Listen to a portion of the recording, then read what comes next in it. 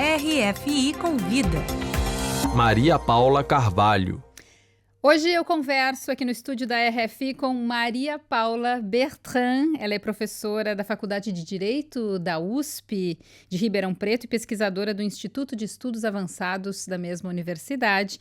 E ela veio a Paris como professora convidada da Escola de Estudos Avançados em Ciências Sociais de Paris. E um dos temas sobre os quais ela trata são desastres ambientais brasileiros em jurisdição internacional.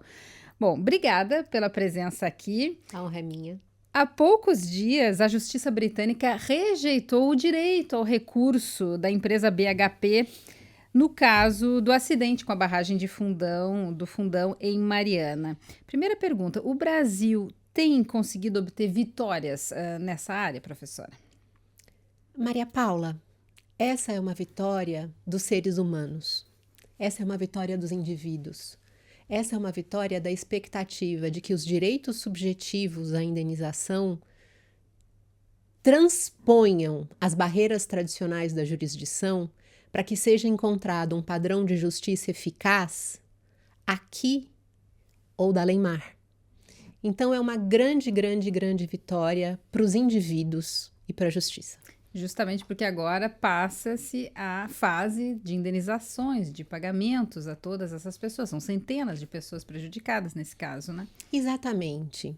A jurisdição brasileira existiu, a jurisdição brasileira esteve presente, mas o padrão global de quantificação e do que seja considerado legítimo pelo sofrimento daqueles indivíduos encontra um outro patamar na perspectiva dos países centrais. Então, a indenização passível de ter sido obtida na Inglaterra representa um valor muito maior do que a que poderia ter sido obtida e por algumas pessoas foi no Brasil. A concepção da gravidade é muito maior nesses países. A senhora construiu a sua pesquisa na área de dados jurídicos, principalmente na formação de bancos de dados. E a gente sabe que o mundo jurídico está mudando com a utilização da tecnologia, assim como o nosso dia a dia, de maneira geral. Qual é a importância da jurimetria, que quer dizer o uso da estatística aplicada ao direito?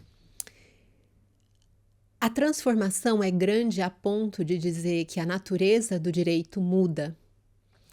Do que historicamente foi uma ciência meramente argumentativa e que dependia da captura das ideias para a formação de convicções e determinação do que seria estabelecido, para uma ciência demonstrativa.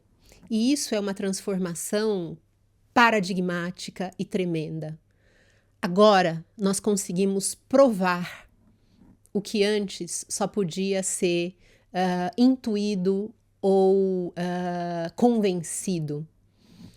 E a tecnologia brasileira é vanguardista nesse sentido. Era a minha próxima pergunta, se o Brasil está avançado em relação aos outros países e de que forma, então, esses dados ajudam tanto o trabalho de juízes como dos advogados.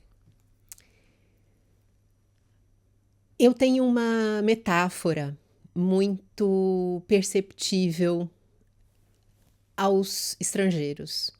Existe a expressão paraíso fiscal e a Suíça talvez seja o representante máximo da concepção de paraíso fiscal.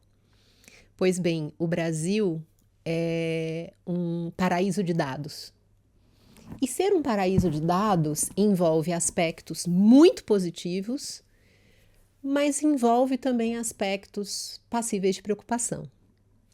A possibilidade de manipulação desse grande volume faz com que, por exemplo, o Brasil viva a chamada litigância predatória, em que os grandes volumes de dados e a acessibilidade da informação seja, por um lado, usado para um melhor diagnóstico de padrões, para o estabelecimento de indenizações coerentes, e, por outro, pela ampliação, talvez com poucas medidas, aos direitos tradicionais. Então, se no passado alguém que sofresse um atraso ou cancelamento aéreo ponderaria por si próprio o tamanho do seu sofrimento a ponto de justificar a busca por um advogado e o pleito judicial de uma indenização, hoje em dia, os sistemas de tecnologia amplamente abertos autorizam que os advogados capturem as listas dos passageiros previstos para determinado voo, contate essas pessoas pelas redes sociais e a integralidade dos passageiros que tenham sofrido ou não, que tenham de fato se sentido prejudicados por aquela situação, cheguem ao judiciário. O que fez com que os juízes se deparassem com um volume inédito de demandas. As demandas estão crescendo muito no Brasil.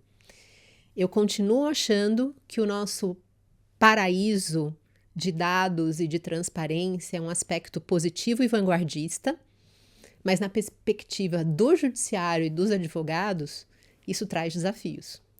A senhora tem trabalhos sobre litígios envolvendo bancos brasileiros, o que é muito interessante, já que recentemente o Brasil viveu esse escândalo do Banco Master.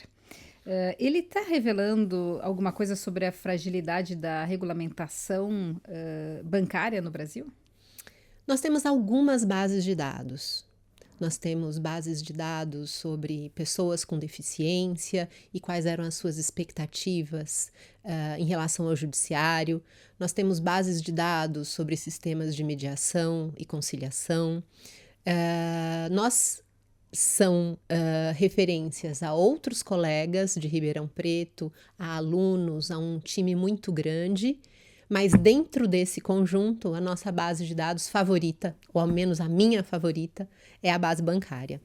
Eu não tenho dúvida de que nós podemos identificar os problemas do Banco Master antes, porque na nossa última coleta, nós identificamos a criação de um índice chamado índice de litigância, em que não considera apenas os dados puros de litígios, mas uma fração entre os litígios e o número de clientes.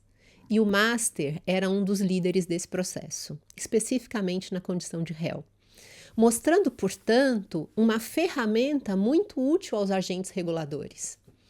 Eu brinco que os dados permitem uma visão da floresta e uma visão antecipada dos problemas que a imprensa, a mídia ou um caso extremo como a incapacidade de manutenção do negócio por uma metodologia tão técnica. E quem falhou, então, nesse caso, foi de não ter se observado esses dados que a senhora e a sua equipe tiveram capacidade? Eu acho que as instituições ainda precisam se abrir. O Brasil pode ser muito grande no que interessa e na velocidade, mas a atenção dos agentes reguladores, especialmente Banco Central e Poder Judiciário, às possibilidades dos dados ainda está sendo construída. O Poder Judiciário já é muito aberto à jurimetria, o Banco Central menos. Nós temos muitas e profícuas conversas com o CNJ, com o Tribunal de Justiça de São Paulo, e se por um lado os juízes identificam os problemas e gostariam de atuar, por outro, a lei lhes tolhe os movimentos. Postura muito diferente seria do Banco Central, que como agente regulador teria condições de detectar antecipadamente um comportamento anormal nos litígios e atuar de maneira preventiva. Quem sabe a oportunidade de falar a você e seus espectadores sensibilize os servidores do Banco Central. Outra pesquisa que a senhora fez foi em relação ao escândalo da Lava Jato. Como é que foi o processo de análise desses dados? Uma base de dados que também encanta muito. Nós temos algumas frentes sobre as cerca de 1.200 pessoas que foram réis na Operação Lava Jato. Algo notável, já formalizado num artigo recentemente aceito por uma importante revista, é a filiação partidária dos réus da Lava Jato.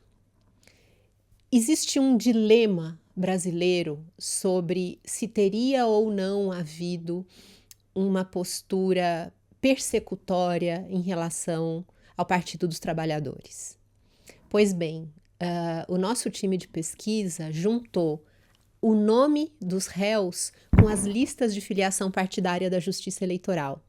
E nós pudemos descobrir que o maior número de réus não era filiado ao PT, mas ao MDB, que não por acaso é o maior partido brasileiro em número de filiados. Ou seja, o Centrão também estava presente. Existe uma correspondência entre o tamanho do partido e o número de réus na Lava Jato até o 5º ou 6º partido, fazendo-nos saber, portanto, que a Lava Jato era um recorte da sociedade. Todos os partidos políticos estavam envolvidos, todos os partidos políticos estavam presentes. E, de alguma maneira, o sistema de justiça pôde perseguir a todos, sem prejuízo, é claro, da consideração de alguns vieses específicos. Mas nesses casos também houve devolução de dinheiro, houve os próprios réus que confirmaram, enfim, participação nesse caso, né? Como é que a senhora se debruçou sobre todo o processo? E a senhora olhou especificamente também a participação das mulheres, uma questão de gênero nesse caso. Como é que funcionou essa parte do trabalho? É interessantíssima a participação das mulheres na Lava Jato. É um número extremamente pequeno, não chega a 15% do total de réus. E isso demonstra, em primeiro lugar, o que a ciência já sabe amplamente. As mulheres são mais honestas. As mulheres se envolvem menos em corrupção. Isso aparece nos dados não só de psicologia, quanto nos dados de ciência política. E algo muito impressionante é a posição hierárquica de atividade das mulheres dentre as rés da Lava Jato. Infelizmente, Maria Paula, a maior parte delas é numa posição subalterna, como secretárias, como assistentes de doleiros, como laranjas. Há políticas, senadoras, deputadas, mas as mulheres que participaram da Lava Jato também inspiram uma visão crítica das posições de poder ocupadas pelas mulheres nos países periféricos. Novamente, é um reflexo da sociedade. Sem dúvida.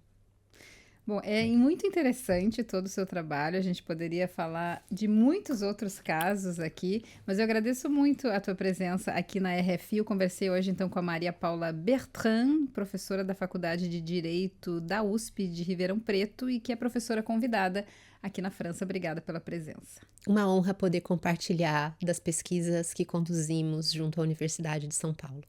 Obrigada.